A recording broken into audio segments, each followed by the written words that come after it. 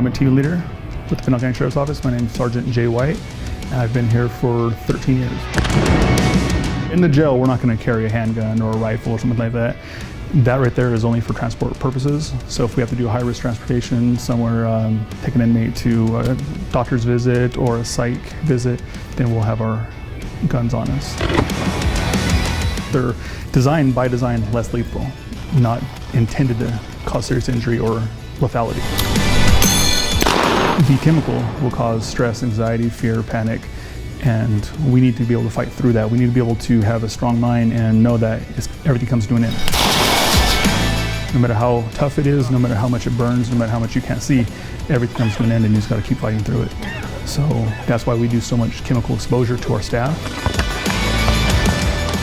We try to make sure that our operators have the newest equipment, the most effective equipment, because just because it's new doesn't mean it's effective. And even if it's effective for another agency, it may not be effective for ours. So we do try a lot of different munitions, a lot of different chemicals, and see what we like best for us. Because our pod design, our gel design, we have to make sure it's effective for us. We do so much target practice, so therefore our operators are proficient on each weapon that they use. So you might have an operator shoot a 40 millimeter 30, 40 times, just so that he or she knows exactly how that weapon system works. They may shoot the pepper ball 100 different times throughout the day to know how that particular munition works and the accuracy of it. Each one of our weapons operate a little different. They shoot a different round, so therefore it's very important for our officers to know each weapon's behavior. Sometimes the inmates use weapons that we can't match, such as a shank, this is a gel-made weapon, homemade weapon, or broomsticks, mop handles, things like that.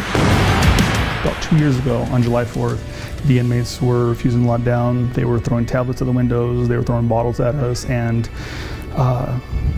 we responded with less lethal munitions. We responded with a 37 millimeter gas launcher and a pepper ball launcher and a FM303, and the inmates locked down on their own.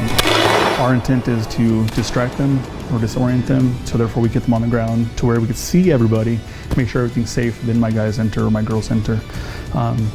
We have to provide safety for our officers as well as the inmates. So when we shoot these munitions, a lot of times we're shooting around the inmates, so therefore they get what's called the area saturation.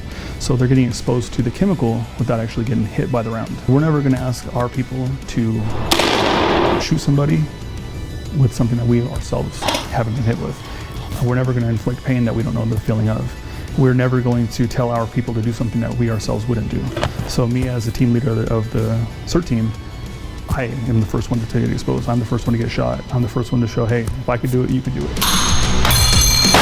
In our line of work, you'll hear the 3 C's, care, custody, and control. So we need to provide care for them. We still need to make sure that they're in custody and they stay in custody. And our control is to maintain discipline and order in the jail.